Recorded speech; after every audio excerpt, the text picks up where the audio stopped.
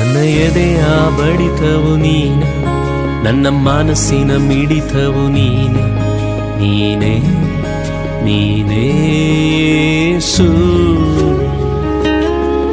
ನಿನ್ನ ಒಲವಿಗೆ ಪುಳಕಿತನಾದೆ, ನಿನ್ನಲ್ಲೇ ಮುಳುಗಿನ ಹೋದೆ, ಎಂದು ಎಂದು ಎಂದೆಂದೂ